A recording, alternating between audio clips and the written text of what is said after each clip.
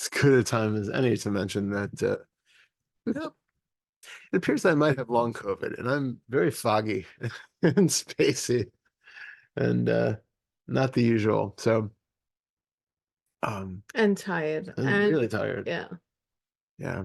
it's kind of like a key in the freezer situation. Brain foggy. It's not Wait, that bad. wait, Kian. Oh, Yeah. sorry. Yeah, I didn't catch the. No, I know. I've noticed. I'm hilarious, and Todd, we know he's probably got long COVID because he doesn't find me hilarious at the moment. Must I, be I, long COVID. I just look at her with a perplexing smile, and See it. Admit all. But it's actually we talked a lot about the meditation to do this yeah, morning, and it's Todd's turn to do it. We take turns, we do. and we talked um about using that with having long COVID and wanting more energy and wanting not to be brain Yeah. fogged and wanting to not have pain and wanting all of that. We talked about that, but then we decided not to. I still haven't completely settled. I think we're gonna do like a body meditation. But I'm not entirely sure yet. So it's gonna be kind of interesting to see what comes out. And if I'm like totally spaced out and off track, I'm just gonna tap in Pernille and have her take over. So if in this meditation you cannot follow anything that is going on, you're probably right. Yeah, That it's not about you. no, it's not about you at all. Ah, You go, girl. thank you. All right. So settle into wherever you are. Take a few deep, relaxing breaths. Breathe in, and then really let the exhalation sigh out all of the tension, all of the worries, all of the stresses. You're here in this place right now, and it's a safe space, and there's nothing else to think about. You can leave all the thoughts of your past outside this room, and any concerns about a possible future are just thoughts, just fantasies, and have no iota of reality to them. So as you breathe in, feel the expansion of the chest and the belly and the shoulders, and feel everything just get bigger and bigger. And then when you release the breath, just feel the weight of all of the muscles relaxing, leaving the skeleton to support the frame. Every unnecessary muscle can just be perfectly at ease.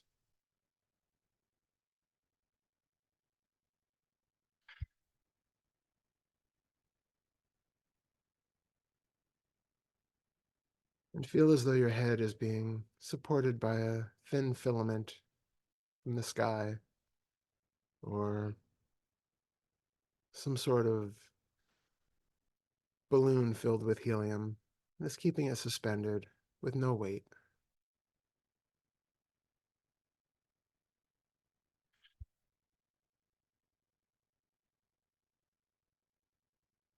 Now, as you come into the body, I'd like you to bring your focus to whatever part of the body feels the most dense to you. We usually say that I feel like I am the body. I am synonymous with this body. And there's something about it that feels solid to us. Now, obviously, we know now from modern physics that the body is 99% empty space, but we don't feel it that way. We feel like we're a very heavy, dense little unit,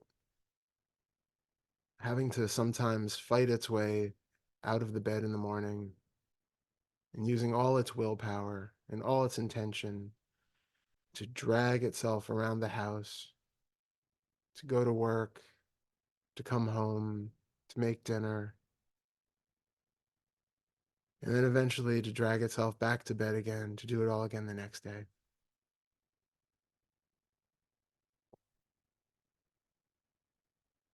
But we want to feel now into what it is that seems to be this dense solitary unit. So do a quick scan from the top of your body down to the soles of the feet, and take note of any place that feels particularly dense, particularly heavy, particularly solid.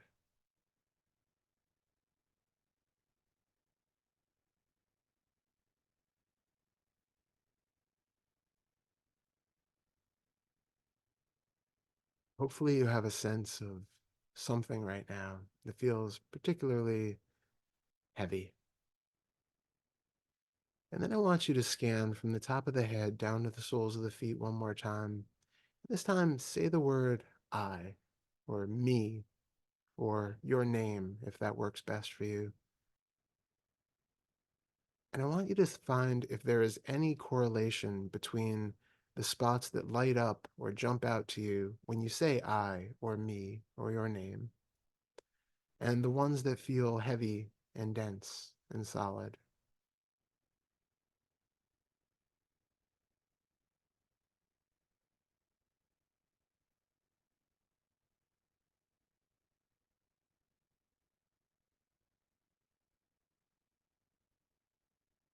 If so, now I'd like you to take whichever area seemed the most dense and that lit up the most when you said I or me or your name. I want you to focus all of your attention on that spot. Feel into what is actually there.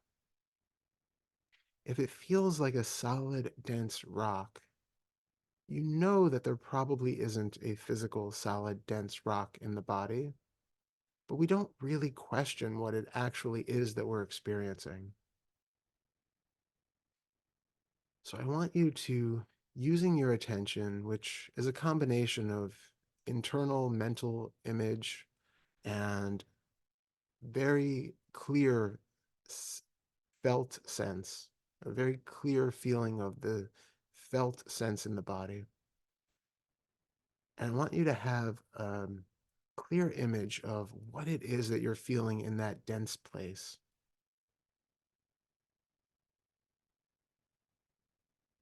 Notice if this ball of tension, this ball of density, starts to change a little as you put more of your awareness on it.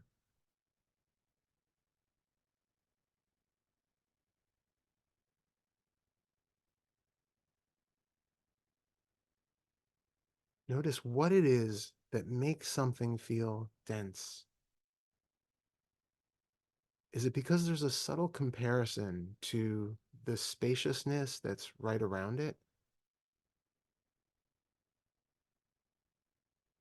Is it that you feel density because it seems located in a space uniquely concentrated compared to the area immediately adjacent to it?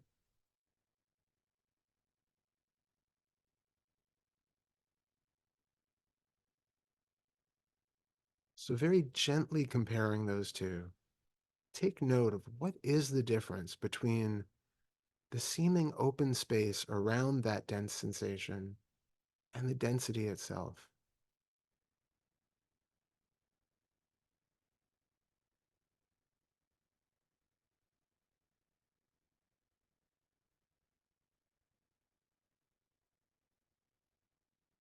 Does the dense area seem to be tingling or pulsing or throbbing or contracted in a way that feels different from what's maybe sensed as a sort of neutrality in the space around it? Can you get any feeling of movement or vibration or positivity or negativity in that space around that dense area?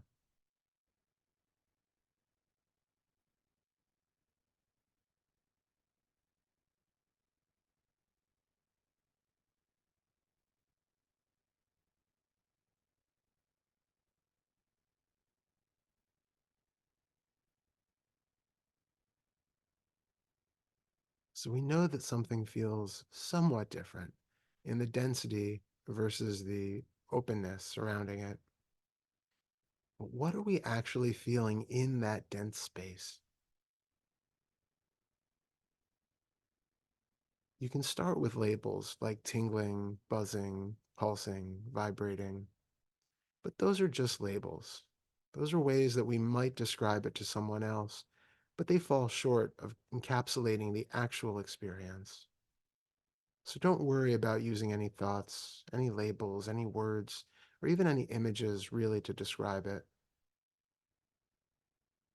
I'd like you to absorb all of the attention, all of the witnessing of the sensation into that sensation.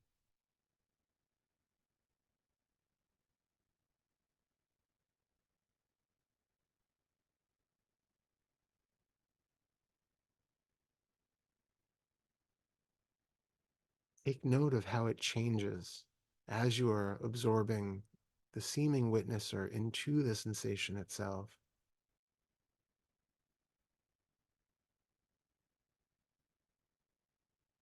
Is it expanding? Is it becoming less dense? Is it becoming more alive?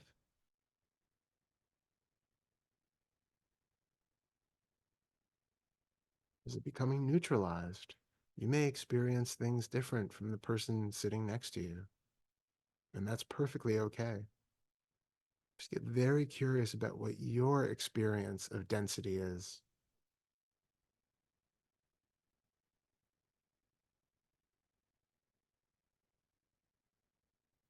You notice if you still have a sense of a witnesser, an observer, apart from the sensation itself.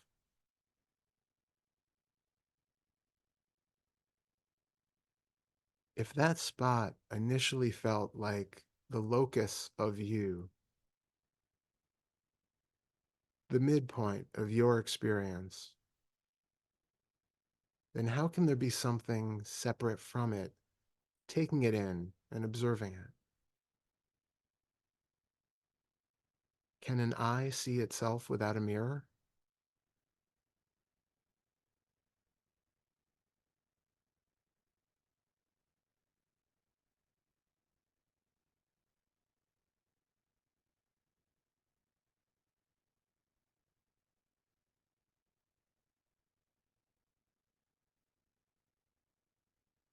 Notice if there's a mental image which has anything to do with your body, your face, perhaps a mental image of a vision of what that sensation might feel like, a visual correspondence of it,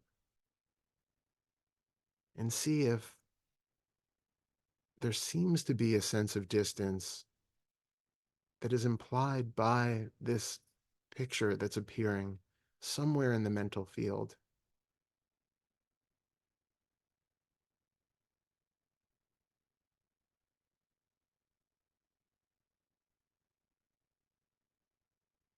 Is this image, if one is appearing, actually the witnesser? Is it just an image of a face, of a body, or of a cloud of particles or light, whatever's showing up?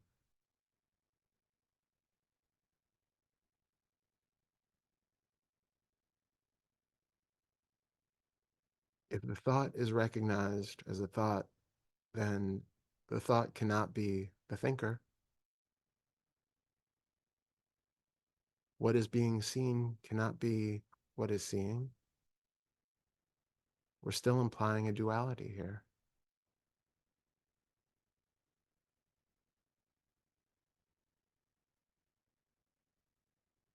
So keep the attention on what seemed like a dense field and is now maybe expanded out or changed in some undefinable way,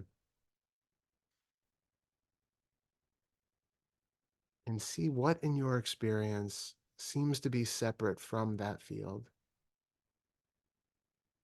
Is there really anything separate from the sensation as it appears.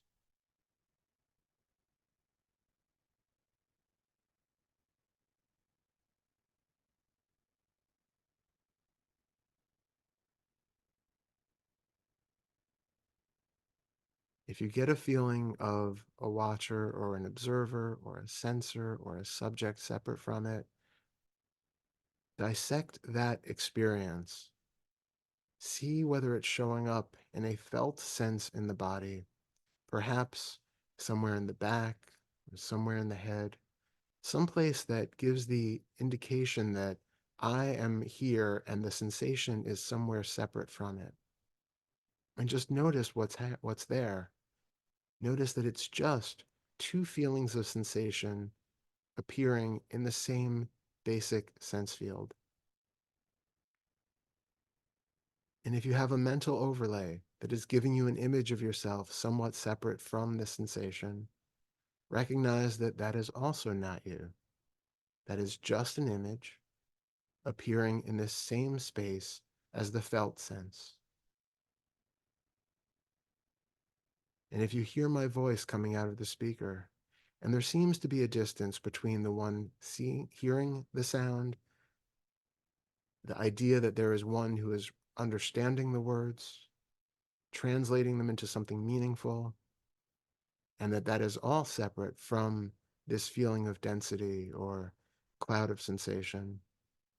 Just recognize that what is happening is more raw sensory experience, just sensation, just sound, and just internal images, all happening in the same indefinable sense space.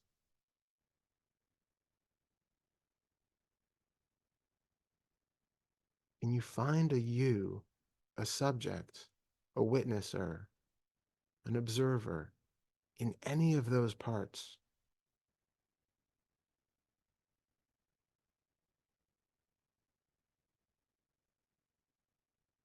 Can it be that sensation simply arises and needs no seer, hearer, smeller, taster, feeler in order to recognize and make sense of these sensations?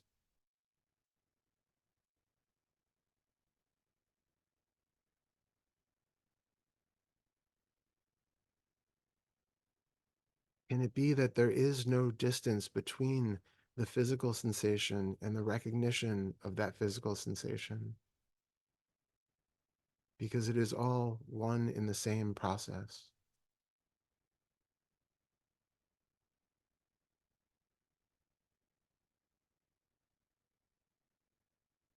The sensing of the feeling is the feeling itself. The hearing of the sound is the hearing itself.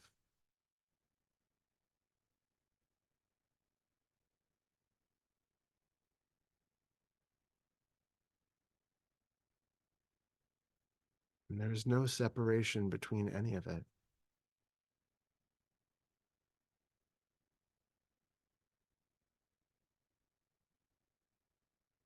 The impression that there is a you inside who is doing these things, who is seeing these things, who is feeling these feelings,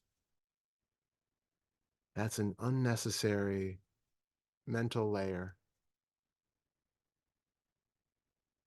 It's something which creates duality and feelings of separation and struggle, and the implication that you can and must do things for a purpose. That there are consequences if you do not step up to the plate and do things correctly. There are implications that you are the one who is a good person, a bad person, a shameful person, a saint, a sinner. All of our suffering comes needlessly out of this false conclusion that there must be somebody seeing in order for sights to be seen.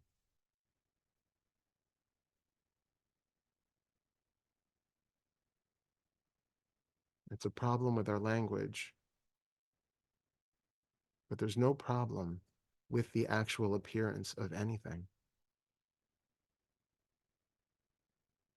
What appears just appears. What seems to be dense only appears to be dense. The more we put our attention on it, the more we recognize that what is taken to be a dense sensation in the body is just a cloud of floating, tingling, effervescent, changing particles of sensation.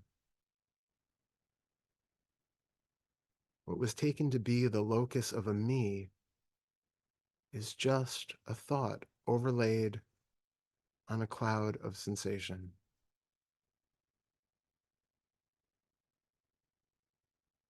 What was taken to be the one who has to do things, who has a history and a pattern of victimhood or shameful behavior, or being the one who always has to do everything for everyone, or being the one who's always correct.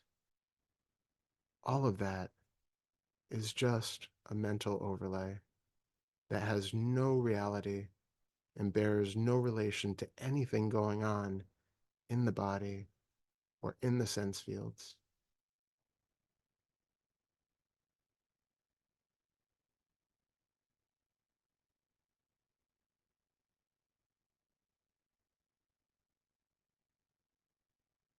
So I'd like you to, before we end, scan back through the body from the top of the head down to the soles of the feet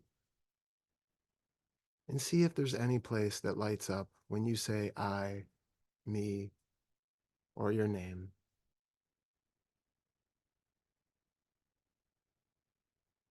And if anything jumps out at you, just take a quick moment to look at it, feel what's there, see if there is a mental image, if there is a sense of density in that area, if there is a memory about yourself, perhaps even one of those very nebulous, difficult to pin down conceptual overlays of me as I see myself that can be tied in almost instantly with a particular sensation.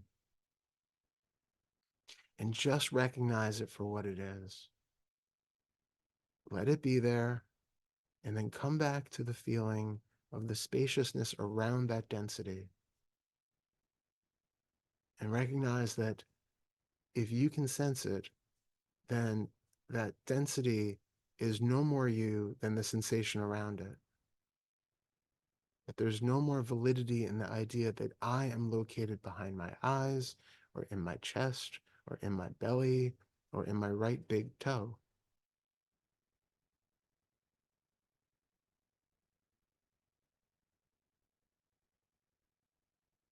Now gradually bring your attention down to the soles of your feet and feel them resting against the ground. Feel the heaviness of your bottom on the seat, your back if it's resting against a chair. Feel the density in your shoulders and your head.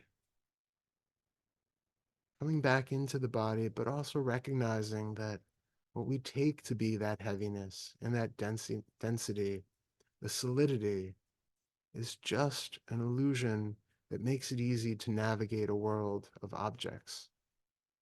But we don't need to maintain that illusion to the extent that it creates a sense of me who is piloting this body through a world of objects. We can navigate life with a deep, deep understanding that it is life just lifing, that it is hearing being heard by the sound itself, that in the seeing there is simply the seen, in the feeling there is simply the felt, and in the cognizing simply the cognized. And as you're ready, You can gradually open your eyes and come back into the room. Thank you. That was wonderful. Thank you. That was absolutely wonderful. Thank you. Go long COVID. Yeah.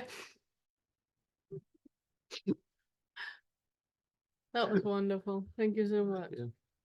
Too bad we had the microphone off.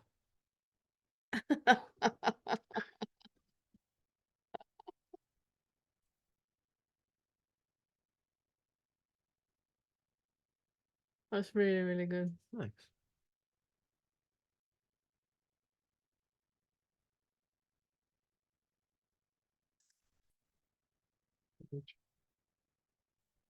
All right. It looks like Glenda has her hand up first.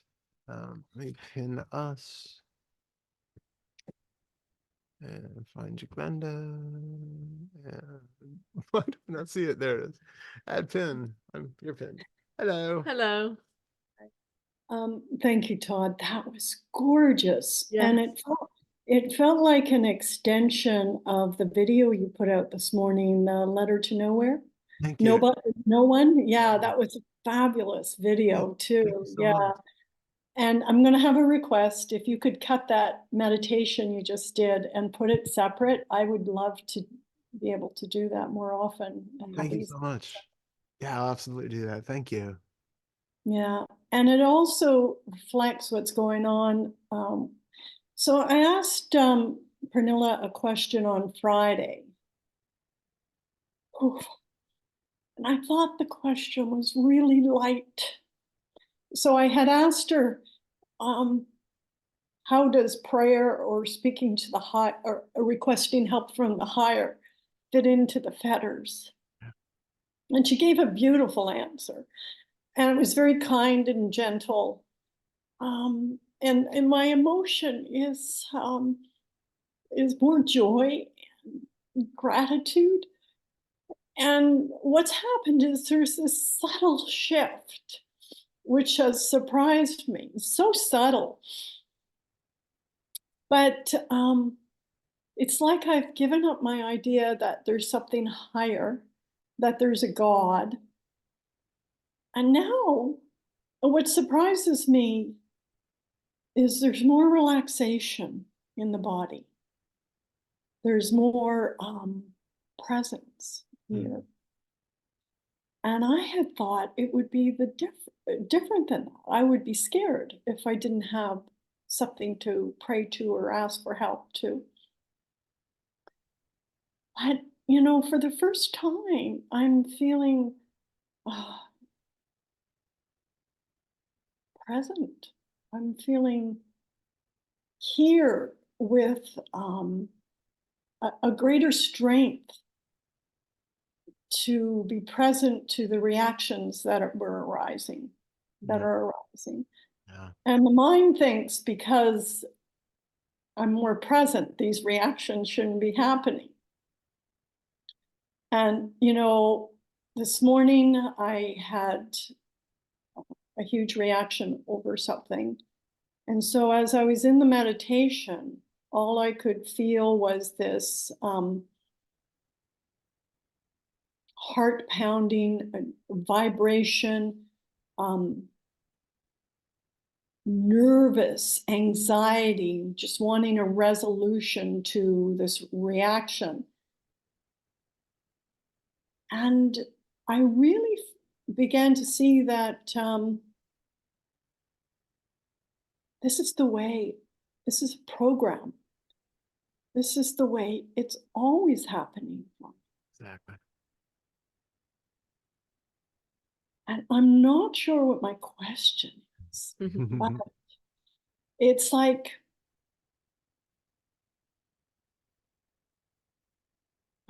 how do I keep this? How do I stay present and just embrace and engage rather than be taken, which sounds like a ridiculous question because it feels like a grasping and control at the same time. I don't know. Can you give me some feedback? Yeah. So first of all, I heard your I listened to the Q&A, so I had heard your question and Pernilla's, amazing answer. I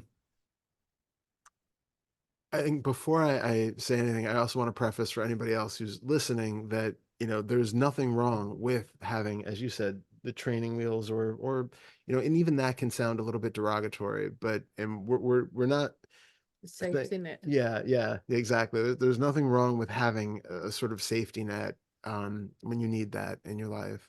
Um, that of course is what we talk about with the eighth fetter. And as you have recognized that you can experience life without that need to appeal to some idea of a higher power or some idea of something outside of yourself. And we do often do that because it feels like I don't have the security and the safety within me to rely upon. So I need to feel like there's something out there that I can trust because I can't trust myself. I can't, I don't, Rely. yeah, exactly. I can't rely on what's here. I need to know that there's something else out there. And if that helps, that's great. And I would never want to take that away from anybody. Um, what you're saying though is that you recognize that with that extra added belief out of the way, that you're not missing anything, that what you have been relying on outside of you is something that has been inside of you all along, and that it's there, it's present, and you have the wisdom and the distance from, like you said, you had a reaction today, and we'll take that aside for a moment, but having that sort of presence to be, as you said, you were like sort of with and recognize the resist or the reaction, but there was kind of like a, it sounded like there was a bit of a distance from it, like you weren't totally taken in by it. Right. Mhm. And so with that, we're loosening even more of the identification with the one who is um, going to be reactive and needing to not be reactive, the one who feels like they need to appeal to something else in order to not feel what they're feeling right now. You're having more of that stability to just come back to what actually is in your experience right now and to be okay and equanimous with that, even if right now there's something that's like a reaction that we can actually look into and figure out what's going on with that. But even And Todd, yeah. and I'm also noticing right there is that that's true what you're saying, but I'm also noticing in the background of there's a resistance, like a fear saying, um, I don't want to give up this reaction. Why is that?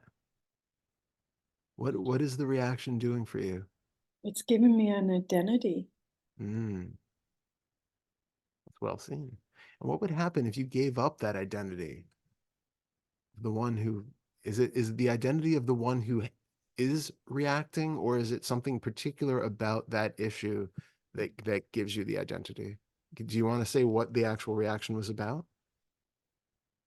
Oh, I'm on just on the board of directors of my condo, and Mm. they're not doing things right.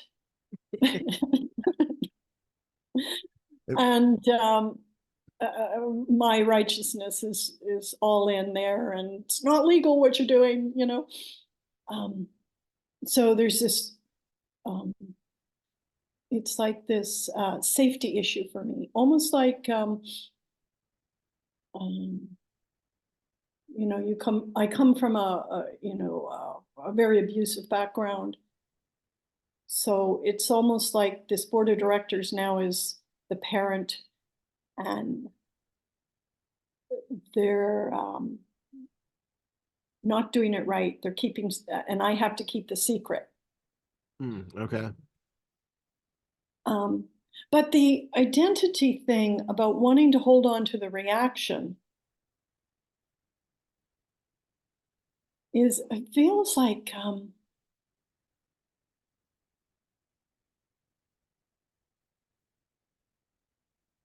giving up my entire existence, my entire life as I know it. It's the strangest feeling that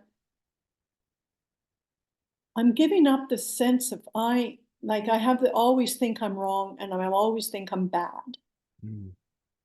And to give that up and just be present without the opposite of I am good, but just to be present without anything. Yeah. Well, how does that feel? So is that a concerning thing, or is there a hint of freedom in that idea? It was both. Because Both. if you And can't, and and that's when I started speaking, there's a sense of joy and gratitude that there's this subtle shift that I'm feeling that freedom, but at the same time, I guess it's just conditioning that's coming in and being taken by a little bit. I'm also thinking that when you have had that, when you have had the background that you have had, and you have that foundational idea that I am bad, Yeah. then in order not to feel that, and in order for people not to figure that out about you, find that out about you and leave you vulnerable, you have created this persona that is always doing right and that is telling other people what the right thing is to do. So they never ever see through that. So you have created this, false persona in front of you. And of course, when you start to see through self and you start to realize that the I am bad, it's just a thought, then that entire persona front that you have created starts to crumble, because you don't need that anymore. You don't need to tell people that they're wrong. You don't need to correct other people, because you don't need for them to believe you are not bad, because you don't believe it anymore. And I do understand you had a bit of the same experience with veganism Mm. and with activism, that once you see through that need for other people to see the right thing, then that feeling of righteousness Yeah. is not needed anymore, because it's a crutch and a diversion from the underlying belief. And when the underlying belief is not there anymore, you don't need the diversion, you don't need the crutch anymore, which means that righteousness is just dissolving slowly, not there anymore. It's just not important anymore. Yeah. So I get what you say, that it feels like, I don't want to give that up, because, uh, um, we should follow the rules, we shouldn't do illegal things, that sense of righteousness is still there, but it's more hollow than it has been before, because it used to be a cover up for an underlying belief. Now it's just rule following. and there's Yeah. also the and recognition that it's still all just story. Mm. That every part of that idea that there are people there who are not following rules, and there's a you there who is following the rules, or feels like they need to tell the other people what to do and point it out to them. All of that is this layer of story which can be peeked underneath, and you see that underneath that it is that hollowness, that is that emptiness where these things are happening, but there's no person involved. There's no identification involved with any of it. So, um, Yeah. And a part of me wants to say, okay, and this is black and white thinking, is okay, this is dissolving. So tell me exactly how I should be right now, and I'll be okay. I'll be okay. So, and I see that. and It's you are that, and you are okay, not knowing how you are okay, or what it's going to be like, or what's going to happen. You are okay no matter which of those scenarios play out. And it's this is having that confidence It's that yeah, it's a bit like floating, in water. When you're floating in water, you can only float if you let go. hmm, If you try to float, you sink. So you can only float by letting go. And when you're lying and floating, you're not thinking how am I going to go from the floating state up to the standing state and the walking towards the beach state? You don't think that. It just happens when it happens. When you have had enough of floating, you just stop floating, and then you stop. It's where you're now. You don't need to concern yourself about how to do the next state, the next stage. It will take care of itself. It's not something which you can make happen. You can just let it happen. See through the stories, like Todd was pointing out in the meditation. See through the stories, keep coming back to, yes, there's a sensation, but what's the story about the sensation around it? And then dissolving that and just looking into that very pure experience of sensations that are happening, and let the story take care of themselves. That's perfect. No, you just said it right there. Yeah. Oh, so grateful. No, the system just calm down and relax. Yeah. I appreciate it. Thank you. Beautiful. Thank you. Thank you. Thank you. And yes, we need that meditation by itself. It's so good. Thank you. Thank you for that, babe. Janine. Janine, yes. Hello there. Hey, Hey, Ben. well, Good. it's nice to be here. I wanted to share an experience I had yesterday. I was listening to part of the doubt curriculum. And this particular lesson was a lot about expectations. Mm. And I kept thinking about a conversation that I had had the day before, so that was Sunday. We were visiting a friend, and she was talking about how her younger sister is a spoiled brat. And she said again and again in the conversation about this spoiled brat. And when I was listening to that, I felt bad for the sister, because I was thinking, well, that's your story of her. I guess I felt a pull for this underdog who didn't get to defend herself or whatever. So anyway, when I was listening about the expectations, and I remembered a friend had said about expectations being planned resentments. And so the whole thing seemed very relevant to the conversation. So I, before even finishing the program, I shared it. Or I tried to share it. Actually, I didn't have my glasses on, so I thought I was sharing it, but all of a sudden I was now downloading the entire playlist. And I'm like, what the hell is going on? And as that was happening, I thought, oh, maybe this is a message for me. Maybe it's like, well, never mind sharing this stuff, just like go back and apply it to you. And so the thing is downloading, and I couldn't stop it from downloading. And I was listening to more of the video, and I still wanted to share it with Helen. So I did that successfully without the glasses. But I also shared with her the weird thing that happened with the downloading. I said, I think this message is for me, but I think it's relevant. Well, by the time I got to the end of the video, I realized, oh, what a fool.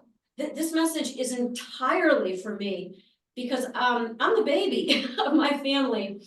And I've been called the spoiled brat lots of times, and that wasn't a conscious thing when Helen, our friend, was talking. But by the end of the program, I realized, oh, okay, so she's talking, I've been triggered. This was just for me. So then I felt like a fool. Like, why didn't I just shut the fuck up? So I decided to relay that to Helen as well, saying, you know what, I don't know why. I'm sorry I sent this to you. I don't know what I'm doing. Just like whatever. I'm sorry, the message was for me. And she was very sweet. She was saying, oh, I'm gonna listen to this on my way to work. She has a long commute. And she was very loving and sweet. and even apologetic that she had triggered me. So I had to say, no, no apology necessary. That's me. That's my responsibility. Thank you. So it was just a very interesting experience, and I'm really glad that I saw that, but I'm also thinking, God, should I ever talk? Shut the fuck up. Well, it's great to give yourself insight into, it's self-guiding. Every time you talk to somebody else, it's right back at you. So it is actually very useful to, Yeah. to speak to others, because it reminds you of the things that you need to hear. But it's also really being humbled about it, that Yeah. whenever we, like I'm saying in the material about the bubble of reality, every time we open our mouths, we are talking to ourselves about ourselves. So yeah, you can't really say much. None of us can really say anything about other people ever. And it's also what I'm talking about, a really good exercise that, walking around in town and going like, she is, he is, and then really listen to what it is that you're judging other people to be, to get an insight about what is active in you at the moment. So yeah, beautiful. Are you okay? Yeah. Okay. That's such a great story. Mhm. Yeah. Do you have Okay. anything Hey, else did you have to, anything else? to add or ask about it? Oh, me? Yeah. No. Okay, okay. No, Thank you. it's good that I have a sense of humor. That's all I have to Yeah, say. yeah. That's all. Thank you, Thank you. Jane. Always good to see you. That's Done. done. Hello, Hello, my Don. friend. Hello. Um, yeah, I don't know. Was I talking to you last week? It seems like such a short time ago I was talking to you, but I was in the car on whatever day, Monday, I think. I was in the car on Friday. I was listening to you, Pernille, on Friday, but I only could listen because I was in the car. But I was coming back on Monday. Doesn't matter what day it is. Who cares? I was in the car anyway, right? And I was doing some kind of self-inquiry thing, right? And it was a bit like what you started with, Todd, just now. And the meditation, I was looking at the feeling of me. It kind of connects with something I was asking you about the last time about looking for the next thought.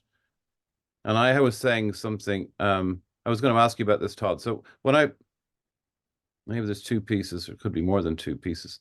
Looking for the next thought. And often it seems to me that the identification feels like it's underneath that. It's in a feeling of me that's ongoing, in a story.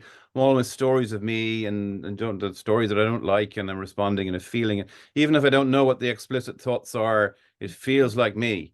Yeah. And a lot of the time, my next thought is, I don't know what my thought is. I'm confused. I feel, Anyway, so I was in the and so like Angelo or someone would go, that's your next thought. And I'm going, yeah, but the important thing is I feel confused. I feel identified. That's what I think anyway. So I was in the car and I was doing this self-inquiry thing and I was going, here's the feeling of me and this contraction, the dense part.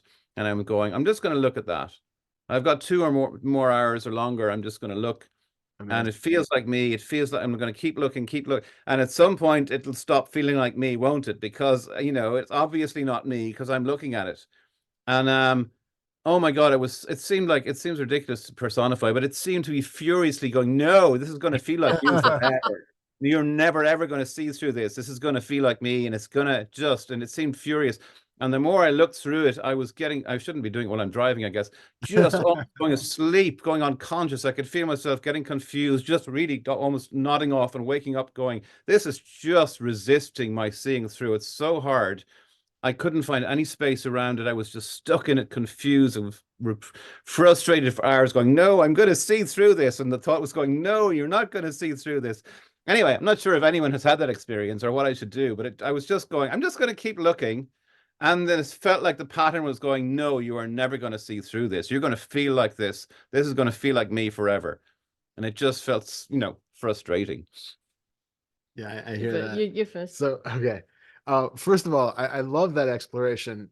Yes, maybe not while driving though. Yeah. Well, yeah. A lot. Close your eyes and relax deeply. Yeah, close my eyes. Yeah. I Um, usually don't, no, normally don't close my eyes when I meditate in the car, normally. Oh, that's good. Yeah.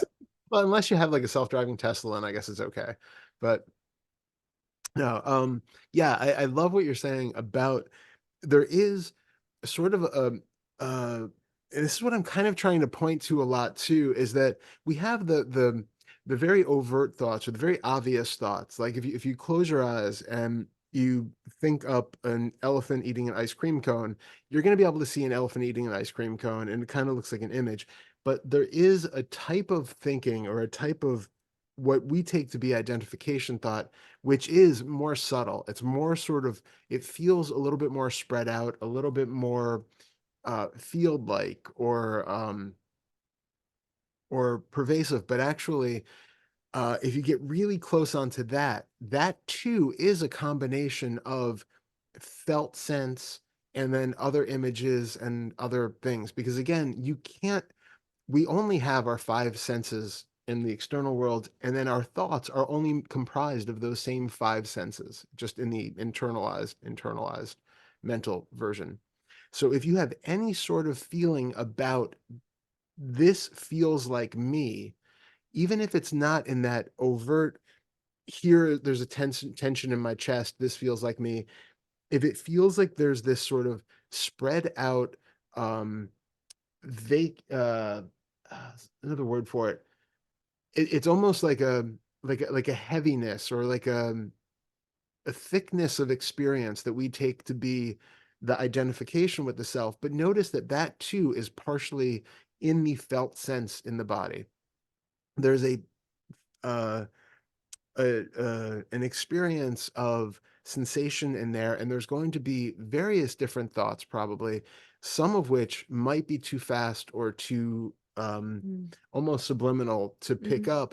But if you have an idea about me and my history and all of that, that can only come about with thoughts reflecting on these things. There is going to be some sort of mental image of you, of key moments in your life. It might be like an icon, like on a computer screen, you have one little icon and you click on that and that opens up a whole program and all this information. You can open up an entire book with one click on one little square of a Microsoft Word document. We have images and thoughts that are very similar to that. They have, it seems like just a thought about your, a picture of your body. And then with that has all of the amassed collection of thoughts that you have had about that body and about its narrative and its history and the things that it likes and doesn't like and where it wants to go and all of that. That can all be connected. I mean, I had a couple really weird experiences a couple years ago where I realized that when I saw my name written on the page, there was this weird recognition of the letters on the page that actually looked like me. And there's like some weird identification there that's like, no, there is nothing about this that actually looks like the letters TODD, but yet there is this immediate association with it. And so it's that sort of a subtlety that I want you to just dig a little bit deeper into and really suss that out. What in those more subtle senses are building up that feeling of being an identity. And sorry, and also lastly, just, and you are right that, like Angela would say, that is, your next thought is the one about feeling confused or that sort of thing. But recognize that part of that thought, the again, overt words of, now I'm really confused and I'm still feeling identified, but what does that feel like? And what is the thought that is connecting that to, you can have a feeling in the body that we associate with confusion, but what is it to actually be confused? And what gives you the indication that there is someone there who is confused? Confusion has to be a whole bunch of very fast, jumbled thoughts that are with conflicting, I can't be confused about, or thinking a metaphor here. I can be confused about what flavored tea it is I'm drinking. If it's something that's kind of like, well, it's somewhat fruity in some way. And then, but you'd have to ping back and forth. Was this raspberry? No, I think it's more strawberry. No, I think it's got a little bit of a blueberry thing. You have to have alternating views going back and forth in order to be confused. Otherwise, there's just this very basic, clear picture. yeah. Yeah, it's what I love what you said. I just want to build on it. Please do. That when you're sitting in the car and you have that density of a dawn, and then you go like, I'm going to look into it, and then the thought comes, you cannot dissolve this because this is here. Then you're moving too quick.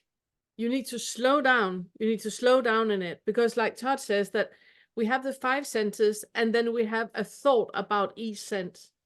So when you have the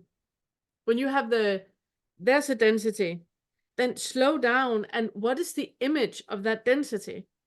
What is the very, very subtle identification that comes with an image?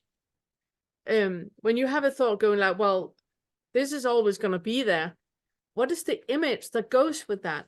Because you need to slow down to see it, because the image of I'm always going to be here, that is comprised of, like Todd is saying, a lot of small images, but in order to see it, you need to slow down, to take one at a time, like I did with, I think it was Anna in the Q&A,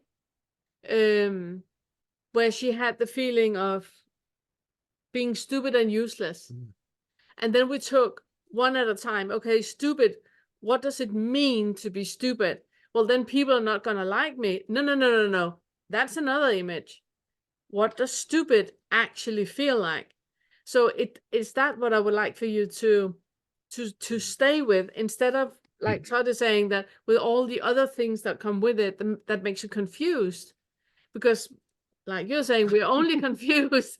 We're only confused when when we're moving too quick and having too many informations in at the same time, instead of having one experience at a time and clarifying what is this before you take the next one on.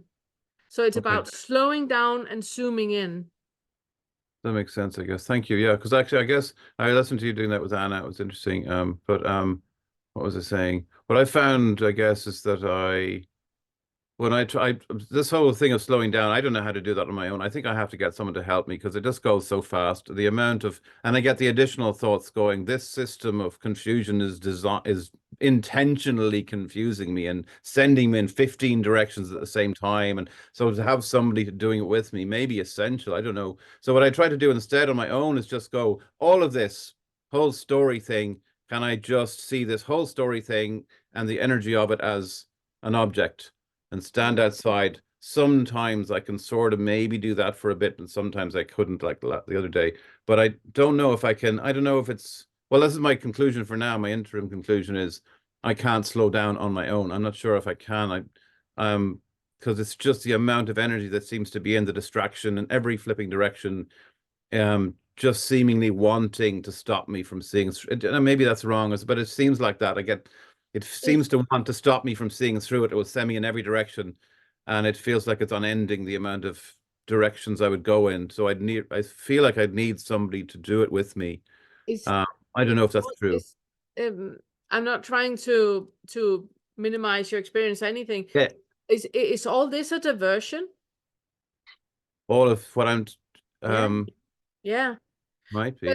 Because you saying that I can only do that if somebody else is helping me, then it's a great diversion, because you cannot work with anything until you have found somebody to help you. That is putting everything on a pause until you have found somebody to help you.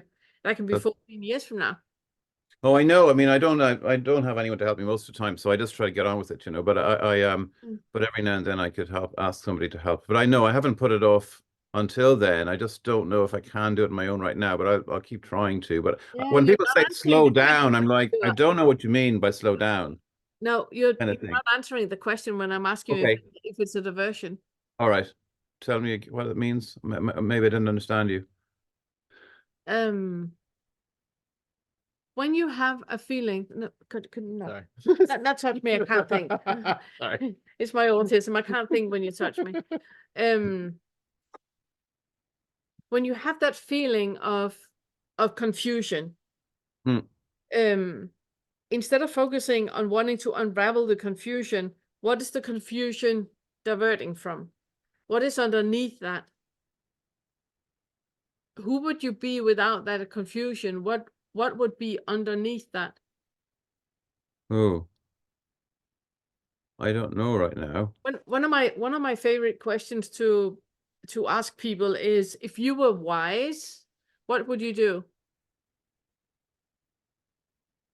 Um, I don't know. I don't know. Am I supposed to know the answer to that now? But I know, but No, I'll, yeah, instead of seeing the confusion as an obstacle, yeah, try to see it as a diversion, as something that is hindering you from experiencing something in the body, hindering you from having a direct experience of something that might be too painful to look at, or which is just icky that you don't want to feel into. So we can okay, spend all the time looking at the diversion instead. that's true.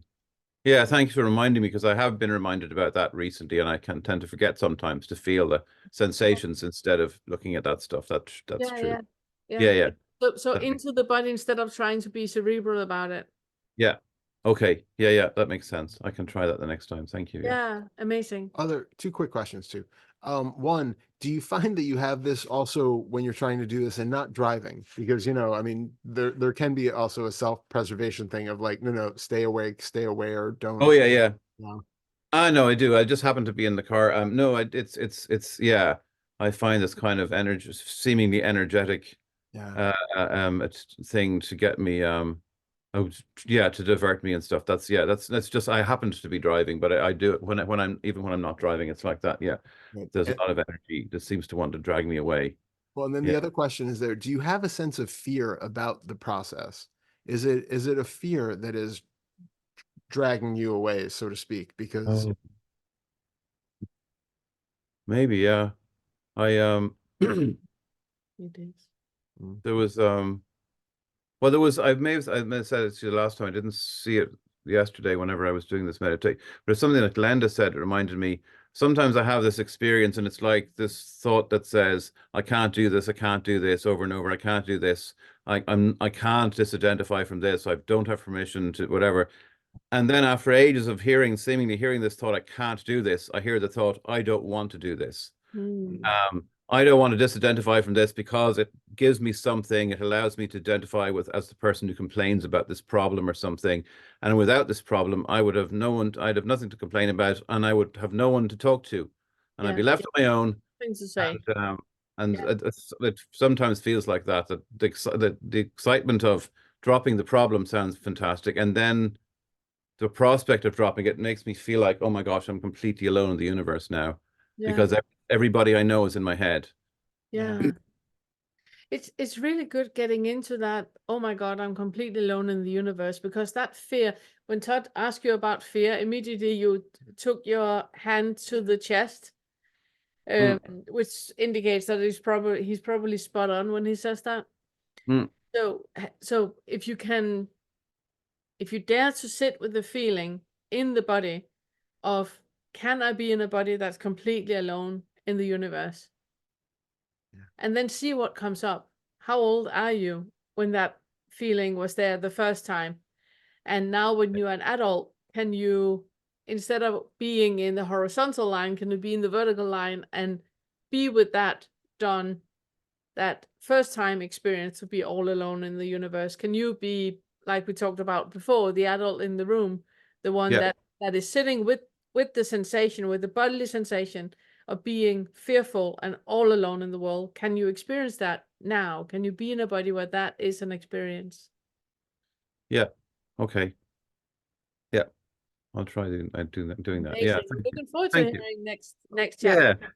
Oh, you got more. thank you. Sorry, one more But little wait, thing. there's Yeah. more. There's more. One more little thing, because you had asked about how to slow down and get more, you know, aware of those small sensations. And what I would suggest to do is to take I would say starting with the felt sense is probably the easiest one. And Mm. for this particular inquiry session, then sit down and bring up that feeling of identification, however it shows up best for you, whatever it is that triggers that. And then I want you to really feel only into the felt sense of the body and see what is showing up sort of in the back area. If it feels like it's even maybe not even completely in the body, like you might feel something that seems almost like it's beyond the boundaries of what you take to be your body, but stay focused just on that one instead of getting lost with, okay, well, now I'm thinking about this and this and that and that. Recognize that whatever is showing up is in get acquainted with how it's showing up just in the felt sense of the body, and do that one time, and then another time try it with just the mental images inside the head, and see just what you can pick up as these thoughts are going on, as these thoughts about who I am and who I've been and what will happen if I give this all, give this all up and all of that. Just stay with the internal visual sense that's happening and see what you can pick up. And you won't pick up everything, but what you can catch glimpses of regarding some of these visual images that are showing up. And then you can try it with the internal dialogue and that sort of thing. But just break it down to just doing one sense at a time until you get really acquainted with what that kind of subtle sense feels like. And then you'll start to recognize, oh, okay, now when it feels like I'm identified or it feels like I'm confused, here's what's actually happening on all of these different tracks. Okay. See if that helps. Yeah. Thank you. I'll try that. Thank you. Awesome. Brilliant. I'll have to watch this back and write notes because you've given me so many different pieces of advice. So thank you so much. I appreciate it. Yeah, it's a pleasure. Good to see you. Thank you. Okay. Good to see you too. Thanks. Yep, bye. And then also on a practical note, that you have the Calendly link for people that want to do one-to-ones. I do. You can put that in the description below. It is. Always It is. is. Yeah, it always is. Let's see. Good. Also, sorry, on a practical note, also, I just wanted to say for um because we had put in the thing about getting rid of the ads in my channel, and we're close. I have gotten more than enough subscribers, so thank you all who have subscribed for that. But I am 200 and some hours away from being of watch time, from being able to actually turn off those ads in the middle of the videos. So I just want to thank everybody for as far as we've gotten. And the reason why, if you're still encountering ads in the middle of the videos, is because you also have to have 4,000 hours of viewing time, which I didn't realize at that point. And so I'm like 200 plus hours away. So shortly, it's going to be shortly. Yeah. Yeah. Yeah. Thank you, Leila. Do not do body dissolving meditations while driving. It's really, really good advice. Really good advice. Solid advice. Why operating heavy machinery? Yeah. Yeah. Do not dissolve. No. Yeah. Hi, Liz. Good to see you. Oh, you're muted. You're muted. You're muted, my friend. Thank you for the reminder. I said, nice to be with both of you. So thank you. And I'm not sure, after the questions that have already been asked, I'm not even sure I have a specific question. We'll see where it goes. One piece, and I feel like I keep hearing this from both of you, is a lot of refinement and teasing apart different aspects of things. And I think for me, sometimes in my body and my experience, things can get all glommed together. Yeah. So one piece is, can sound so simple to stay with the physical sensation. And sometimes for me, even as I sit here now, there's a charge in my body. And sometimes when there's a certain charge, I have a sense of not only do I identify that as me, but it also feels like it's a threat and it's a problem. So it's one thing, just saying that. I'm also going to see how my body reacts as I tell you that, and we're kind of all with that. But the question, or the thing I'm really wondering about, has to do with parenting and time, and kind of time collapse. And I'll tell you a little bit and we can see what happens. So I have a kid that just turned 18 and he's getting ready to make some changes. It's shifting what my role and what's changing. And I co-parent with someone who's outside my home. And so the style with which we do this is very different. And so I can feel myself having reactivity about how to do this in a coordinated way, how to support this human, and also how to support myself while I am both in this role of parenting, but also I don't even have language. I see some nodding happening. So I'm like, you know, yeah, the whatever path this person is on. And I don't know if you have thoughts about how to, if there's a way to hold all of that. I know that's not really very specific. One of the pieces I noticed is do you have a question before I keep going? No, go on. Okay. So noticing, I got a document about kind of how what should happen parenting wise. And I have my own reactivity and thoughts about parenting and how I was parented, and also trying to take into consideration how this human should be parented. And I feel in my body a lot of charge around that. And in some ways, I almost never ask a question because I feel like the question will be like, stay with what you feel, tease it apart, inquire into it, see what's there. What I'm reacting to, and what I would suggest you to look into, is that should be, you know, how the child should be parented. It indicates that you know how you raise a child the right way, and the other parent, the co-parent, does not know, or does not agree with the right way that you know. So how do we solve that one? To me, that sounds like what you're asking. Yeah, I don't know that I definitely I'm identified with this sense of going like, oh, I know who this kid is, and I know what's right for him. Yes. I have very strong ideas, and kind of, we've talked about identification, like over identification, like me, him, blah, blah, blah. Yes, that is there. Yeah. And that is interesting to look into, because I understand that there's there's so many things, because you are also in a very transformative part of your life at the moment, especially if he's leaving home for college or university or whatever. Then all of a sudden you have, you know, to redefine your role as a mom in a new way. Where you're still a mom, but you're just not, you know, important anymore. And that redefining you is, for a lot of parents, really, really difficult. Really difficult, because our children has been the biggest part of our life and has shaped us into the people that we are today.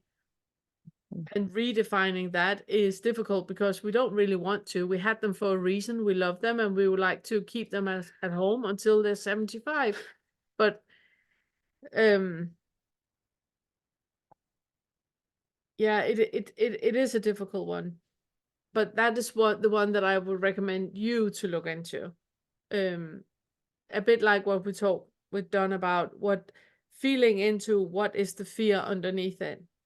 What is the fear of not being a mom anymore, but being less? That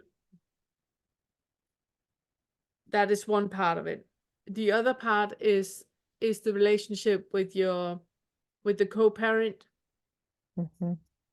Looking into your beliefs of how do you know that you know how to be a parent, the best parent. I mean, I've said this multiple times, that we are going to fuck it up with our children, period. They are going to end in therapy, period.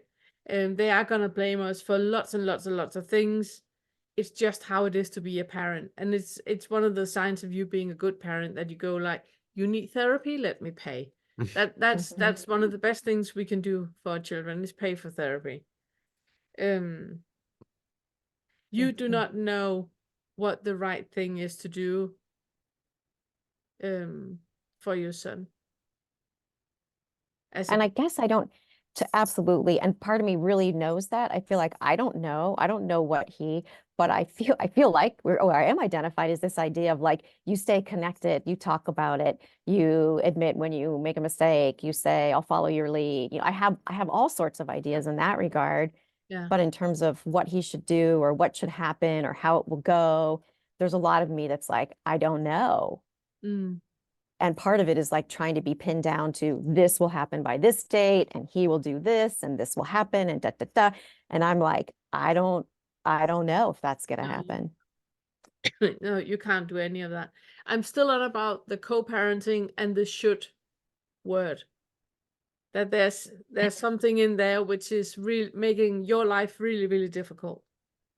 Yeah, and So we're talking about other stuff instead of that I keep bringing up, and I also respect you, you know, talking about other stuff instead of that, because it can be a very, very sore spot having and that. you mean the part about like who will I be with him launching? No, you said that you received a document that was about how you should be a parent, or how the other co-parent should be a co-parent. Well, more like could we all agree to this being the specifics that we say? So when you say it again in a way of like, if I sit with the idea about how I should be. No, if you have any expectation to the co-parent to be in a certain way, there's better stuff for you to look into. Yep. It's the most direct I can say it. Yep. And that is not the sitting down and being with it and all of that. You can't do that with fifth feather stuff, because fifth feather stuff is so potent that you want to rip somebody's head off. So it's like, it's very difficult to just sit down and be okay with that. It's not happening with fifth feather stuff. And the moment you say should, that is a verbal indicator of the fifth feather. And the reason why I keep bringing it up is that is the most icky and disgusting part of us whenever we become aware of fifth feather, because we're petty and we are judgmental, and we do not want to be like that. But when we use a word should, we are. Yep. And that needs to be looked at. Yeah. Okay, so I have a question about that, because I agree, and that's right where it is. And I was pacing this morning and having all this judgment and feeling like, oh, you know, and being like, okay, I'm just going to pace and I'm going to feel this. When I look into it, is it looking into kind of like who is this person even having these ideas about you're trying someone you're trying to be way too nice and civilized about this. Don't try to be that. If you're petty, be petty. It's the only way that we can get to the root of it. It's about being completely honest about what is going on. So, but how do I be petty and still show up to a meeting where I'm like, you know, because I'm feeling all petty and I want to be like, oh, and at the same time, what you do is you come to us and you are your full throttle petty, and then we help you out with it. So you will be calm at the meeting, but you need to acknowledge that you are petty. Otherwise, it will be in the pressure cooker at the meeting. So bring in it here, whatever pettiness you have, whatever fifth feather issue you have, and you do not want to be like that. This is the place to bring it. Yeah, well, I want to say, because I want to tell her she's fucked up. Yeah. And she's fucking up. I want to tell her at the end, she's like, oh, stay in touch with your parents. I'm like, this is a way to fucking have him be drug addicted and never want to fucking talk to us again. Yeah. So yes, I know I have all this and I'm having all this and I'm like, I'm trying to like, you know, write it all down, and I don't even mind telling all you. I don't give a fuck. You know, it's fucking there. It's totally there. I'm aware it's there. And part of me is like, okay, it's there. I feel all this. And it's not that I even necessarily want it to go away. I'm just clear that I'm like, this has to be over here but maybe you're like, you still have more fucking shit to work through before you even show up to the meeting. That part of it? Yeah. The problem with spirituality and non-duality and knowing that there is no I and all of that It is that we are bypassing a lot of the very, very fundamental feelings that we experience. When you get that angry about a partner, when you get that aggravated, it's not about her. Know that it's not about her. It's not about her. It's about you. There's an underlying belief, and she's just pushing the buttons. She's your ex. She knows how to Totally. fucking push the buttons, you know? Well, I don't even know that it's her. I don't even know that she's trying to push my button. She has her own thing. She's, but absolutely. It's like, can I be how I am? Am I responsible? Will he be a responsible person? Yes. How does anybody know? Am I doing it right? What was it like when I was raised, right? What my parents did to me. It's all a fucking cascading. It's all there. Yes. And all of that needs to come to the surface. Because if you put anything into a pressure cooker, it will explode when it's not convenient. And that, Right. So and that is why we put so much emphasis into working with the fifth fetter. Because all of that ickiness, all of that disgusted, where it's just like you are the most, judgmental, petty Karen person on the planet. You need to bring that. You really need to look at it. You not look at it, but allow yourself to be that, and then do inquiries. I can recommend the way that Todd and Kevin and Christiane is doing it, because it's really, really good. It's where you have non-reactivity here on one side, you have over-reactivity here on the other side, and then you place yourself right in the middle, right in the gap, and look at that overreactivity and start to dissolve it. Todd, he's amazing at it. Do you want to do that one now? Well, I was kind of curious. I mean, it can take a while, but what I was curious about is what is an actual example of something which, well, first of all, how is the reactivity showing up when you are having these reactive episodes? And then also like a specific of what the specific trigger is that created. I know we've just had In the this. document, what was Yeah, it exactly exactly. that pissed you Yeah. off? Yeah. Oh yeah. I can I can tell you all. There's a lot. The thing that's the hardest is the charge in my body. So I feel the reactivity as a charge, and it can feel like this internal volcano, like I was a mother, what the fuck. So that is what is most challenging, and building up my capacity to stay with that and still, be talking to you and do whatever it is. The fact that it's like an HR agreement, and it's like not a human, but like a, and and I also know from my own upbringing, this idea of who does it fit the person, who the person is versus how you want the person to be. And I have my own, herd around ideas about how I was molded to be something I wasn't, because that's what, and really feeling like, oh, fuck, I don't want to fucking do that to another human on the planet. So I'm feeling into, does that describe it? Yeah, I would say though, a lot of this does come back to you and your upbringing that feels, like you just said, you experience this thing and you don't want him to experience the same sort of thing. So there's this projected idea, first of all, that he will experience the same thing even under the same circumstances. There's an idea that that he is going to have an identical experience and reaction to a even somewhat similar sort of situation, which, Well, let me clarify that. I am clear. That's not my worry more is less. He's fine. He's going to be fine. And I can see the places where I've confused, because it's not really, I can see he has heard about it, but it's not like me. It's not. But I guess I'm this piece about somehow I'm supposed to be different, or somehow submit to her plan for this, or I'm not doing my due diligence. So I feel less concerned about him. That's part of the relief for me. I'm like, oh, he's 18, and I feel less concerned about him, and it's going to be okay for him. But navigating this, I have thoughts or ideas about navigating it well, having integrity, blah, blah, blah, blah, blah. because this comes back to her criticism of you. Yes. And how Yep. she sees you. And the question is, as we always turn it around in the bubble of reality, do you also share her same criticisms about you? Is she right? Yeah.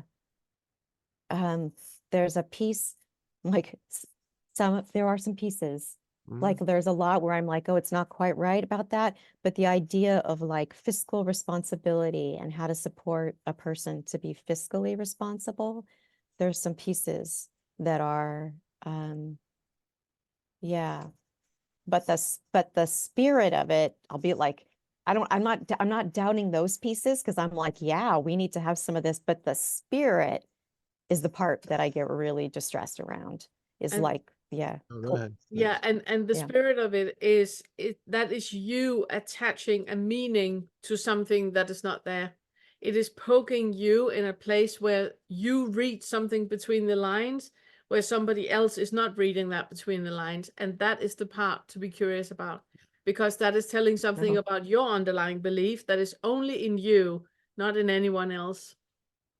Okay. Is it?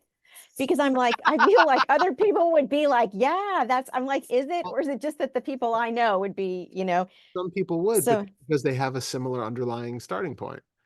There are also a handful yeah, of people who are going to go, I have no idea what you're getting all uptight about, see yeah, no problem here at all.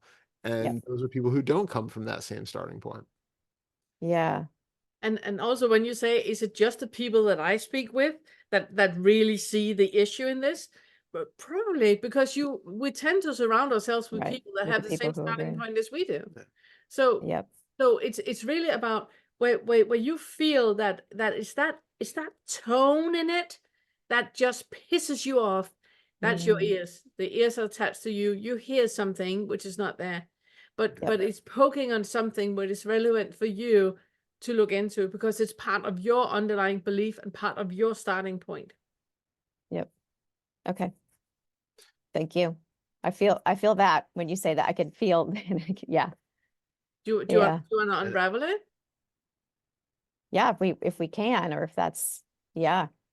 Yeah. So before we get to that too, I just also wanted to, before I forget, to mention when you were talking about the reactivity of, the way you get this charge in the body and then it comes out as this kind of, fuck you sort of a thing.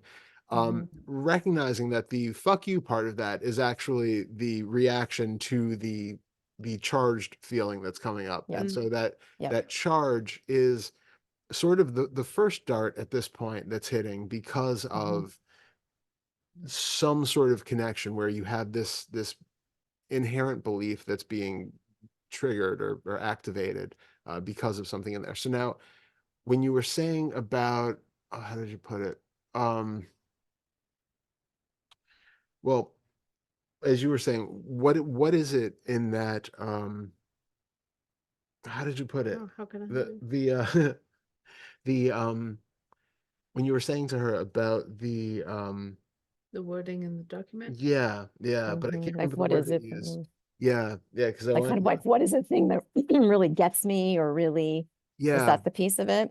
Yeah, but there Yeah. was something particular there that I had, and then it just flew away. It started with a C. Is like the only thing I can, Mm, but I can't remember what it mm, actually was. But yeah, let's just take it from that end until it comes back.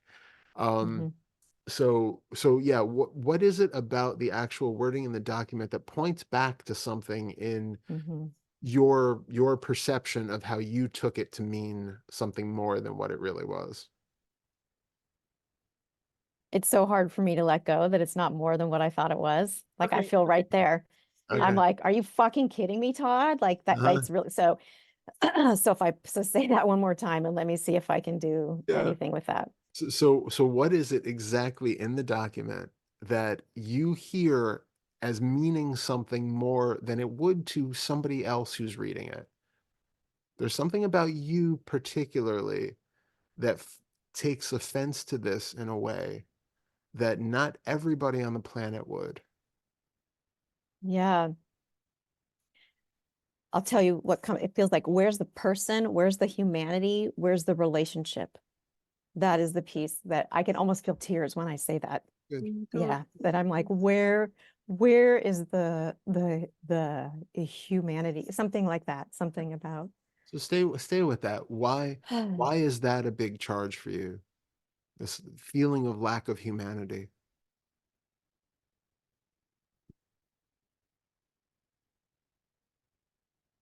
no, there's something about existence, like, um, nobody else existing.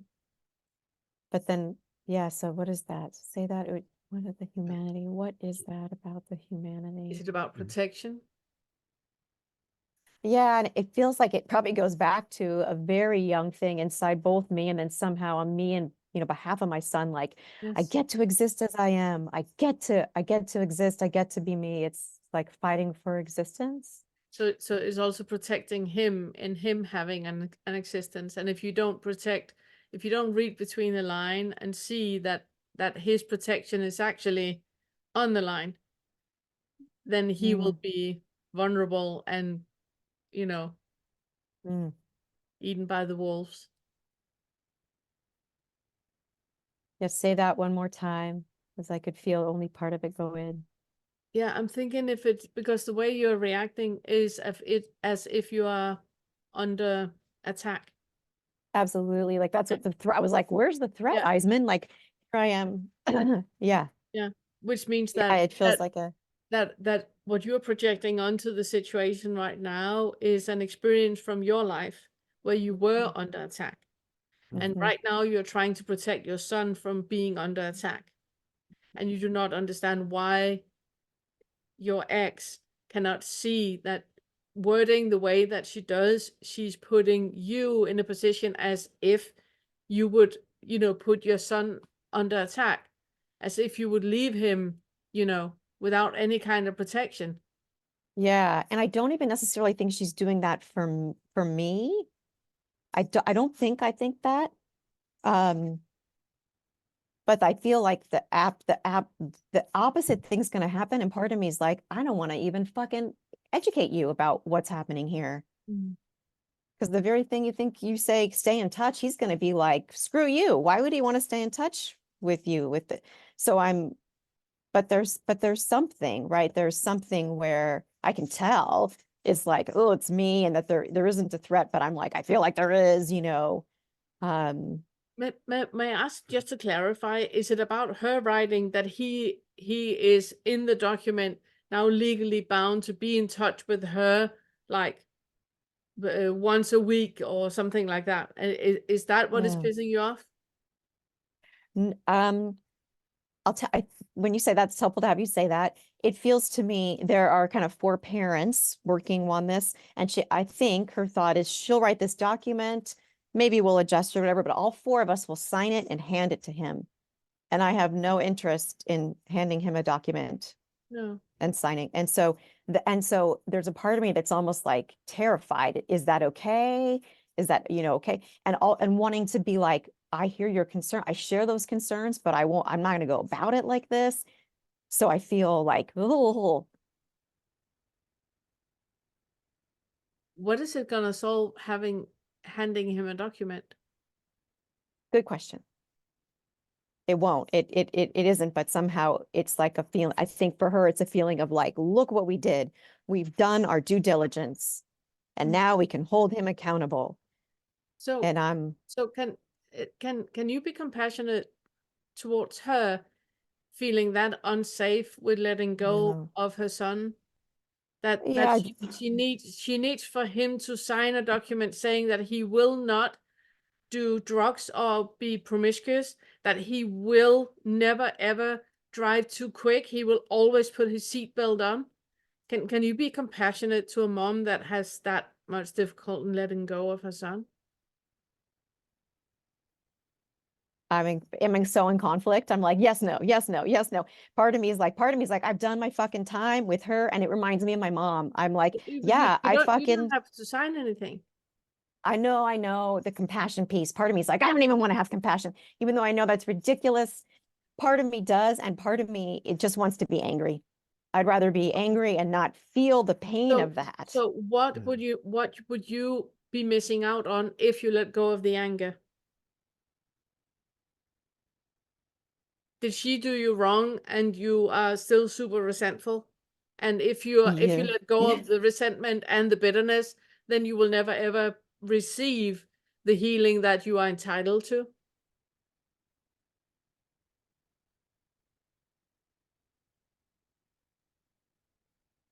I just feel it. I feel that at the top of my stomach. I'm not even sure how to say words about what. It's Okay, okay, you don't but have to. breathe Yeah. into it. Breathe into the top of the Yeah. stomach. Breathe into it. It's okay. It's okay to be petty and resentful and bitter and hurt. It's okay. You can be that as much as you want. And Yeah, as it long was as you so want, I feel. it doesn't need So to that's how go I feel. away. I know Yeah. on the one hand you say that, and I'm like, oh, she's saying, can you respond? Can you respond? Can you respond? Like it's a fucking emergency. Yeah, I feel it's It is very to hard for me to her. let go. Yeah. I It's a know it is. it's an It's her. emergency to her. Yeah. And I know. one of the ways you can keep punishing her is by not signing. Well, no, that's not what I'm doing. She asked me to I respond, and know, I've I know, responded, I and I know, really don't want to punish her. I really, honestly, I I'm trying know. hard not to. So I'm You're, trying to be like, Liz, you're such a good girl. You're such a good girl. yes, I fucking am. Yes, you fucking are. It's okay to be bitter and resentful and feel entitled and be angry and all of that as well. Yeah, I'm It's all of not, that. you're all of that, and it's completely fine. And you can be, compassionate and fucking resentful at the same time. It's not an either or, you know? You can be all that at the same time. There's nothing that needs to go away, nothing needs to change or anything. Be as bitter and resentful as you need to. Allow yourself to be that. You do not need to be a good girl and let go of everything because we're also fucking spiritual liberated. Allow yourself to be what you are. It's fine. It's fine. And then you can have compassion to her struggling, letting go of her son and needing Yeah. to control him. Yeah, I could It's, hear even when I just texted and said that I read the document, yeah, I could tell there was so much relief from her, like, oh, thank God, like yeah, now can yeah, we meet? And yeah. it's like feeling like, oh, you have this urgency. I don't want to have to respond to your urgency because I have my own fucking feelings, Yes, yes, but yet I'm also like, yeah, she's feeling desperate. yeah. She's afraid. Yeah. And you can see that she feels afraid and that she's desperate and that it's really difficult for her. And she's still a fucking bitch and you're still angry at her. And both can exist in the same world. It's completely fine. It's not one Yeah. or the other. You can be compassionate and never want to speak with her. You never want to see her face again because she's horrendous. You can allow yourself to experience both. It's okay. You don't need to be a good girl. Well, and I guess I feel like now that he's 18, I'm more allowed to do that because I feel like I haven't been able to do that Yeah. because I've been like trying to raise him and Yeah. trying to be, and now I'm like, I feel like, okay, I've done, which isn't totally true, but it's I it's know. arbitrary. Yeah. Yeah. Yeah.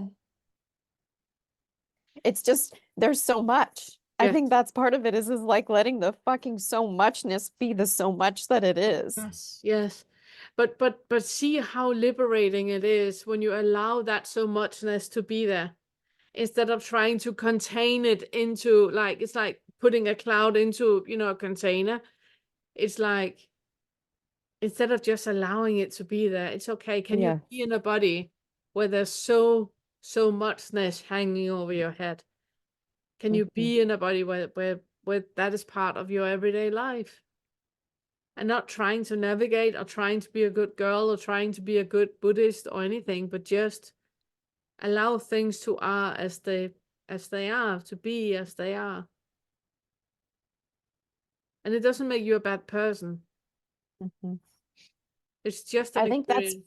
part of it is even as we're speaking about this and speaking about it together is like it's fucking it's not messy like it's like for what's real Mm. is messy and multifaceted and Yes, and that's why we're putting a lot of emphasis in that the way we're working with the fetters, it's a practical application. Mhm. It's not about Mhm. being a good Buddhist when you're on the cushion.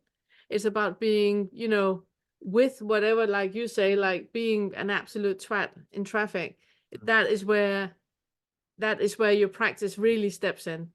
Anybody can be enlightened in a cave, Mhm. but in a divorce situation or in a situation like you're in with your son and leaving home and documents and all of that, that is where the nun rubber meets the nun road. you know? And that's why these meetings are so important, because we talk about it very, very practical, very low practical. How do I go about this? How do I deal with this?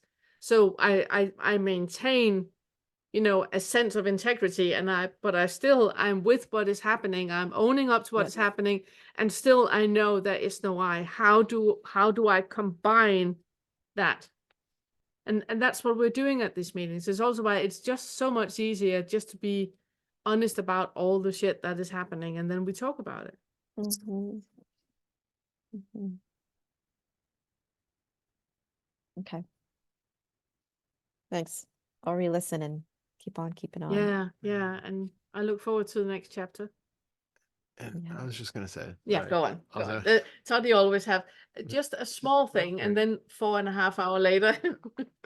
No, just when you are in that situation to begin with, where you first start to feel that little bit of a charge, Mhm. what I'd love for you to do is to, before it becomes a full-blown fuck you fest where you have to like just explode because it's so charged and so intense, recognize the glimmers of it starting. So if you have just that hint of like, where's the humanity kind of feeling, and you immediately start to feel that tension and that contraction and that choked upness and all of that, Mhm. just pause it there.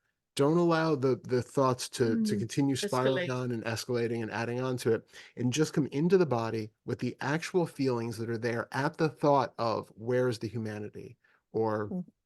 whatever that initial sort of nugget is, and then just feel the sadness that's in there, the hurt that's in there, whatever is right there on the body that you are then charging up against and protecting. You know, we create this kind of fortress around this Yeah. really soft nugget of pain, and then we defend against that with all of the fuck you, stay away, and all of that stuff. But it's just because you don't want to feel that Yes, good real point. little painful nugget inside. So just Yep. de-escalate for a second and come back to that, and just be with what feels that hurt in the body, Yeah. and just be loving with that and give that part compassion, because that's really the root of all of that reactivity. Mhm. It's just coming back into the body with that sensation without going to all of the stories and justifications and reasons why. Of course it's a valid thing to be offended about and upset about, and of course Mhm. none of that is relevant in that case. I Mhm. love that. Yeah. Thanks. Yeah, really, really good point. Really good point. Mhm. Coming back to the sensory experience. Yeah. Mhm. And then see, you know, what it's like in that moment, because you might recognize that it hurts for a second. You'll feel that sadness, that, you know, scared, trapped little girl, whatever is in there, however it shows up. And then notice the immediate push away from that, if there's any sort of resistance that comes up, so that maybe it doesn't stop right then, but you start to get used to that feeling and that pattern, so that you can recognize it more in the moment, that like, oh, something happened. I feel that glimmer of and that wanting to cry, and then immediately the force field goes up, and then I become angry about it. You can kind of notice it in stages, so you can come back to what's there, and just be with that for longer and longer periods, and see that it's okay to be with, that you don't have to fight against it. You don't have to defend against it. And you don't need it to go away. You can just be with what's showing up, with that hurt, that pain, that sadness. And it's okay to be there. You know, it probably wasn't okay when you were young and you've experienced it the first time, but you're older, you're bigger, you're wiser, you're an adult now who can fully encapsulate that little feeling of hurt that's there. And you can make all the space that it needs without having to defend against it. Mhm. So, Mhm. good Thank luck with you. it. And I hope that helps. Mhm. Okay. Yeah, Thanks, Ed. thank you. Thank you. Good luck over the next couple of weeks. Yeah.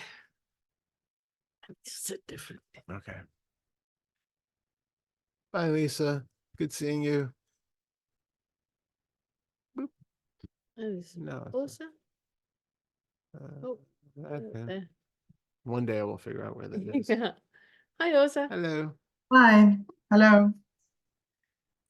First, I just want to say I'm so grateful for what you're doing, your work, and for the feathers. Yes, I so much I could bring up, so I'm a little bit unsure what to pick.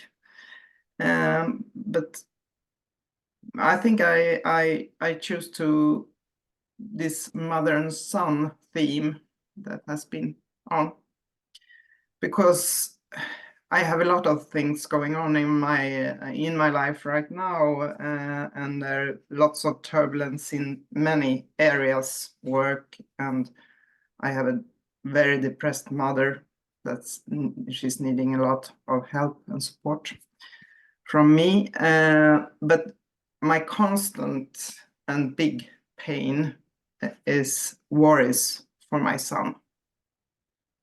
And he's moved from home. He's 26.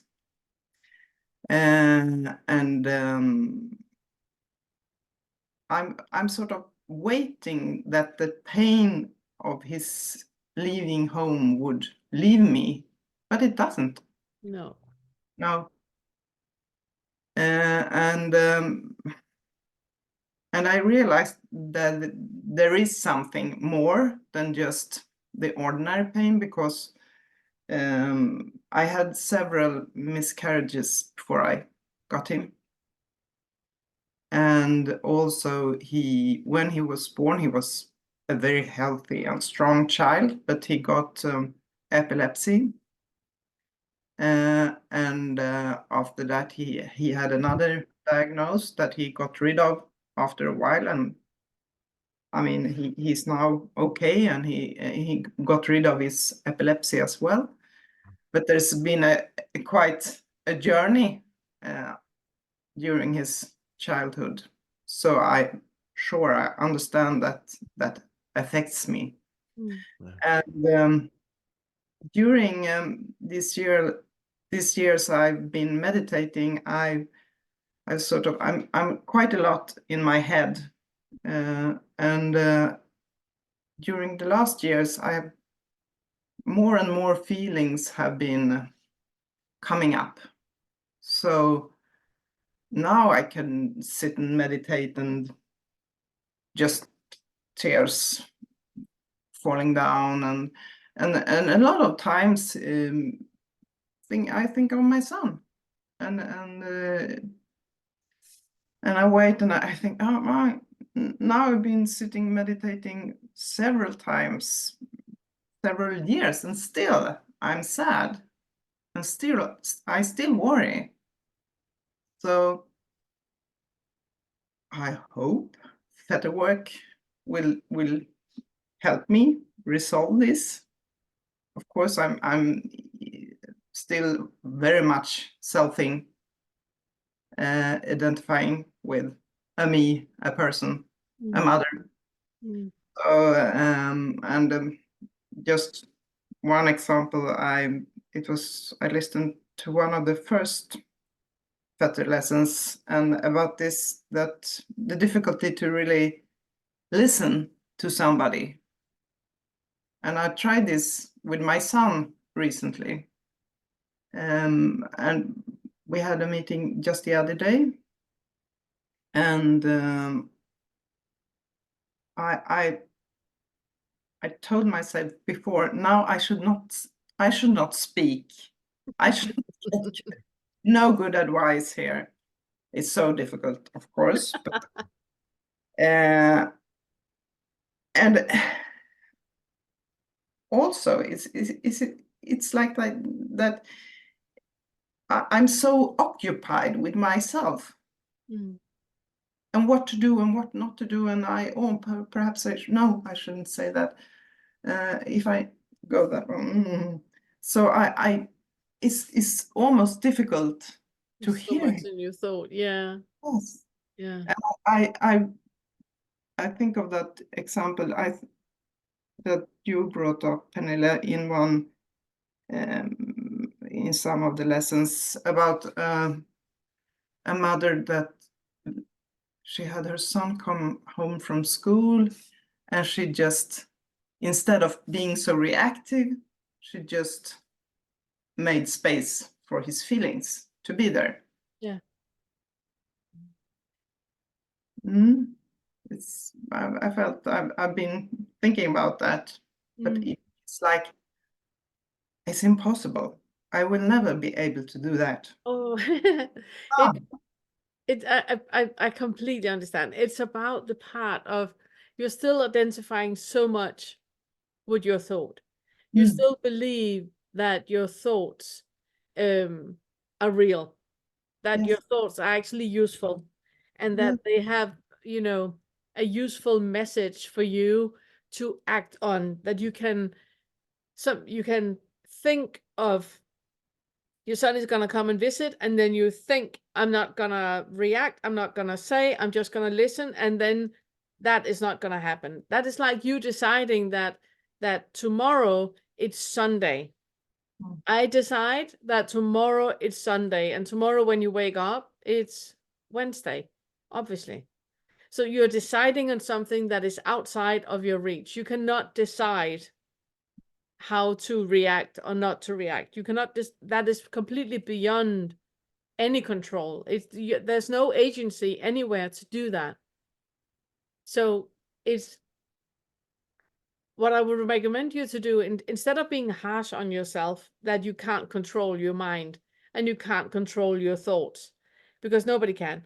Instead of being harsh about that, then look into that delusion of you believing that you actually can. What is it in you that feels comfortable in the world if that is the case? You know it's not the case, but you keep telling yourself that it actually is.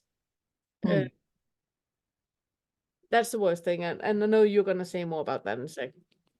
The other thing I want to say, it's the part about motherhood and about you worrying about your son. There's something really, really potent to look into about that, because when we become parents and we have our children, we experience a type of love that we have never experienced before. It's so unconditional. It's like, it's undescribably unconditional. I spoke with my son yesterday, and he has a little daughter. She's 9 months old, and she's snotty at the moment. And they tried, with that suction thing, and she wouldn't want to have it. And Benny said, well, so the only thing I could do was just to suck it out myself. And it's exactly that. And then he goes, it's so disgusting. And I go like, yep, being a parent is so disgusting. And yet he still look at that little snotty blob, and love her and would give up his life for her. We experience a love when we become parents that is unprecedented. We have never ever experienced anything like that. I remember when I had Ben, I had the distinct feeling that this was the purpose of my life, that he gave my life meaning. I didn't feel that I had any meaning in my life until I had him, and I was not aware that my life had no meaning until I had him. So that feeling of love that we have with our children is unprecedented. And we have this idea that when we're with them all the time, the love is present because we can see it and we can feel it and it's right here. Now he's not. So where's the love? I mean, when our children leave home, it's like being left by the person we love the most. And it's so painful, and there's nowhere where it's okay to talk about it. If we could, we would force our children to live at home until they're 75. That is not a good idea to do, though. I'm not I'm Not not advocating that. not advocating that one. But it is that we're losing the biggest love of our life, and it's okay to mourn. It's okay to miss him. It's okay to mourn that loss. That part of your life is over. Mm. It happened without you wanting it to happen, That's one part of it, and then there's this other part. I think it comes from the traumas I've been through before his birth, and that that is that he will, that he should die. I'm constantly afraid that Yes, he will die. because then you think that love would die with it. Yeah, perhaps yes.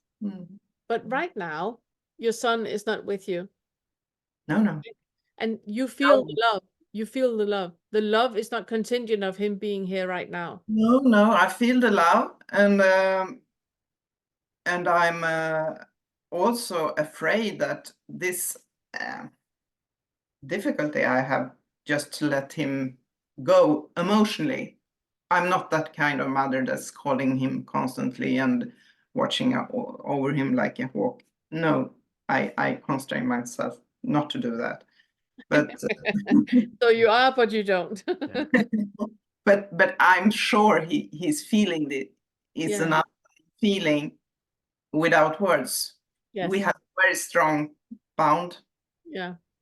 and now he has since 3 years a girlfriend. He has also a very strong bond too. I'm grateful for that. but But but I can't stop worrying. I can't stop being afraid he will die. And I know I have no control over it whatsoever. I mean, maybe you heard it was this terror thing in Stockholm some years ago. A truck drove up the I remember. Yeah. yeah. Me and my husband were abroad at that time, and after it was we saw this on the TV. Oh, that's happening in Stockholm. It took a little while, and we got a phone call from our son. He was 5 minutes from this. Terror attack. Yeah. Yes. Yeah. And I haven't been worrying and thinking about him at all. Mm. So I mean, it's obvious you have no control. You can't. So I also am trying to befriend with the thought. Okay, but let's think. If he dies, could I live in a body Yeah. that's in a world and in my body if he's not in the world? Mm. No, I think so. I must. And I can almost I could feel that. Oh, then my worry would go away. Oh, Mm. Yeah. I'm so strong that I feel that it was and when other people, oh, I'd like to have a child. Oh, fabulous. I think just think you don't know what hell you're going through. Yeah. So, The worry is just a different, it's just love in a different container, okay. you know. I'm curious to why you're so invested in the worry to go away. Because if you just sit with the worry about him losing his life and know that this is just love in a different container. And that is what it stays at. There need to be more thoughts added to it for it to be exhausting. Yes, I think it is. So if you stay with that, with the first worry, like we talked about before, it's that little nugget of hurt that we have.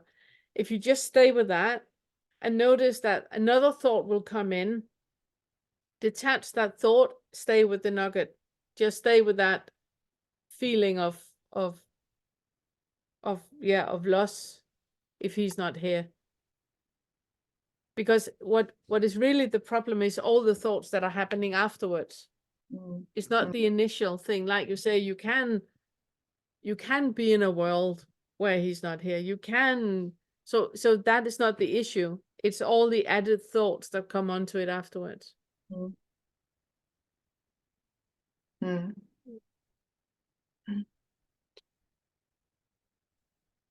mean, that was such a really good point. They're really good points.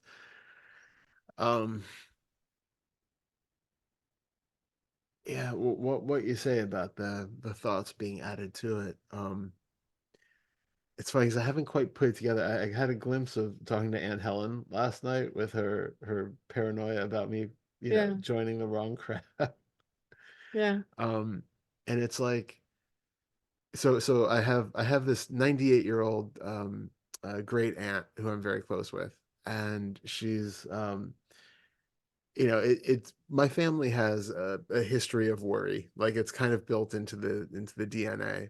Um, and I was telling her, do I out you as a You as a can out okay, me. You can out so me. recently discovered that Pernille here is a big fan of Pokemon Go. And there was this Pokemon Go community day thing that we went to in a park. It's like literally nobody talks to anybody else. It's just people looking at their phones walking around the park. And It's a great game for autists. Mm. We're 1,000 people walking around in a park. None of us talk with one another, and we're having a great day for 3 hours. It's beautiful. but I And Todd mentioned, was there. and I was there. Just also enjoying the ice, Nature. the nature of the ice, the trees, the sky. It's all very lovely. I was the only one there who actually saw any of that because everybody else was glued to their phone, but it was really, really, really lovely. But my point was that I mentioned this to my great aunt last night, and her immediate posture, the way of looking at any of this stuff was from a point of, do you know who these people are? Is it dangerous? Are you safe? Are you safe? And I don't want to have to come bail you out. So the immediate inclination goes from me saying that I'm in a park that she knows, with a few people walking around who we're not talking to on their phones, immediately gets taken to the extreme of either me getting arrested somehow by being, Being in a strip joint that is gonna be arrested with lots of drugs right, and yeah, like I'm somehow in this seedy situation, or that these are people who she's like, do you know who these people are? Like everybody is in a terror. So, but it's coming from this place of love where she feels really protective.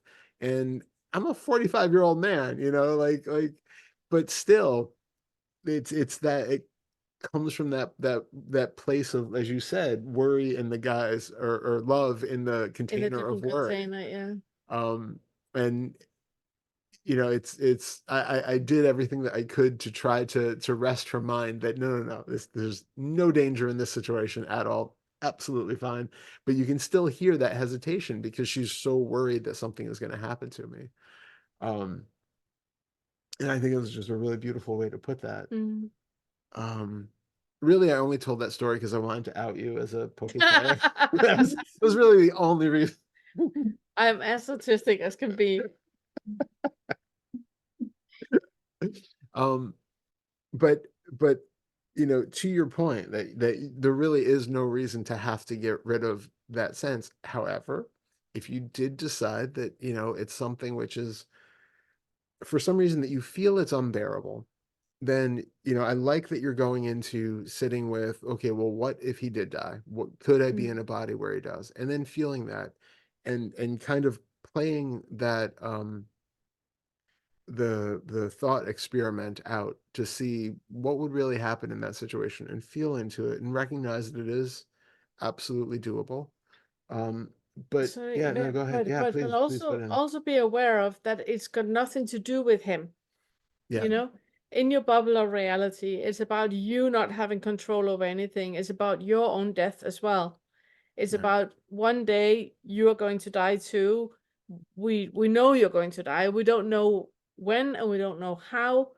And that feeling of uncertainty and that feeling of threat, especially now when you started with the Fetter work and you're starting to dissolve a lot of things, it's very, very normal that the ego is, coming into the foreground about something. Oh, I'm going to lose my mind. I'm going to die. I'm going to all those big thoughts that we can have because we know that there's something changing at the moment. Yes. Well, thank you. yes, there's something more. I should try to explore that a little bit more, Yeah. because there is and just what you said about it's about losing love as well, his love, Yeah. and perhaps love in my life altogether. I don't know, but that's really worth looking more into. Yeah, I'm also thinking now when you say it, I'm also thinking if because of that special love that we have with our children, is it also a fear of when if he dies, you will have no more love in your life? That love of that caliber Mm. will not be in your life anymore. Yes. That's also interesting to look into. Mm. Because when I had the experience with Ben, that I had never ever felt love like that before, it also put my entire life in perspective. That, I hadn't been in situations or met people or surrounded myself with people that gave me that feeling of love, or where I could feel that level of love. Mm. So if I would have lost him, it would have been a desert. Mm.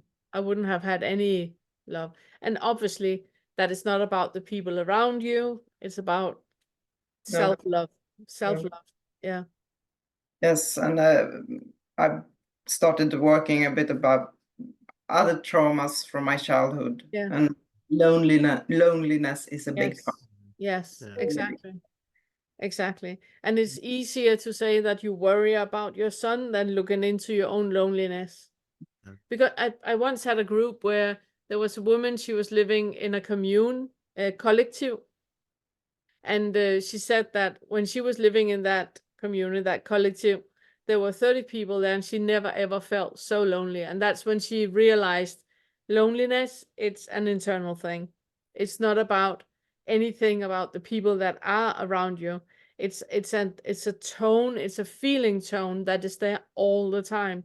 Mm. And looking into that loneliness, it will take you back in history to you seeing. And then I also understand if you have had that feeling tone of loneliness your entire life, and then you finally get your son, and the loneliness go away and is replaced with this deep deep deep sense of love, then obviously losing him, you will lose the love and you will be straight back into loneliness again. Him leaving the nest, getting the girlfriend that we don't want to mention, even that is kind of pushing you to the edge of that loneliness. Mm. Yeah.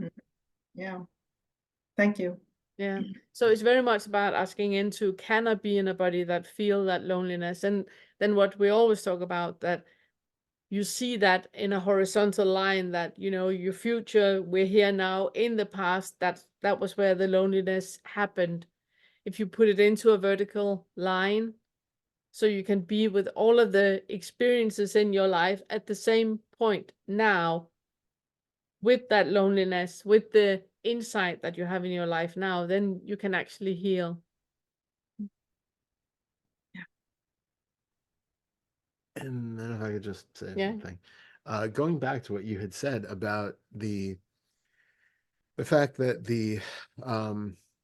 you right now in your room, you can't tell that your son is still alive or here or not, and yet you still feel the love for him. Mm. So the first thing I was going to ask is, when he was there, was all of that loneliness gone? I didn't feel it in that way then. I wasn't aware of it. It's been a lot of worries tied to him all the time. No, I didn't. I wasn't aware of it. No, I wasn't. Yeah. So you could have the love for him when he was there, and you can have the love for him even when he's not there. The loneliness seemed to not be there when he was there, but now all of a sudden this loneliness comes back. So it'd be curious to look into what it is that there's an idea that he is the key to you not feeling lonely. Mm. But is that really the case? If you can feel love with or without him present, Mm. then and it's love, presumably, we think for him. Really, again, it comes down to that fact that, we have to feel that love ourselves. But if you can feel that love, whether he's in your vicinity or not, then that loneliness that seems to be mitigated by him being there, Mm. look into if there really is a connection between him and that loneliness, or if that loneliness has to be there at this point. What is the root of that loneliness, and how is that? There's an assumption that he is connected to that feeling of loneliness. If he was there, that you wouldn't be feeling it. He's not in the room right now, so you do. But just really investigate that connection, Mm. and see if he's really plays any part in that whatsoever. In reality, In not reality, not in yeah. thought, because No, the yeah. feeling of loneliness goes away when you have a Yeah, child. yeah, sure. You haven't Mhm. got time. Yeah, of course. Mm. I'm sure a lot of things go away when you have a child. Yeah. But it'd be Mm. curious to see if really, if there's any connection there, and then look into that. Mm. Yeah, sure. That's a good idea. Amazing. Amazing. Really, really good meeting you. Yeah. Thank Yeah, you. really good meeting. And I love the pilea in the background, that plant. They're so difficult to have. They're so difficult to care for. So well done you for having that big a pilea. Thank you. Of course you noticed Yeah. and knew what it was called. Thank you. Thank you. Thank you, Åsa. Thank you very much. Hi. All I think right, that's with it, that, because you have a consultation shortly. I do, and I need a little time to recharge. Yeah. Um, This has been amazing. yeah, Really, really nice seeing all of you. And thank you so much. yeah. Thanks And everyone so much. remember, yeah, there's no I in intention does that come Well, tomorrow? no, it's actually so for members of the Unfettered Mindfulness channel, I released a new Letters to No one today. I think it's set to come out for everybody on Saturday. Yeah. I'm gonna Yeah. post it in for my members on Saturday then, so you have it. Thank It's you. really, really good. Thank you. It's called There's No I in There's Intention. no I in intention. It's really good. And then remember, next week we have the Q&A on Friday. And is that it? Yeah, it's Valentine on Wednesday, isn't it? Is that already? Isn't it? Sheesh. Well, If today's I the can't 6th, remember if it's so Valentine. If it's yeah. Valentine on Wednesday next week, then happy Valentine's. Yeah. And Yeah. yeah, that's it. That's it. All right. Thank Thank you you, so much. everyone. Thank you so much. Have a Thank great couple you. weeks. Bye. Bye. That was nice.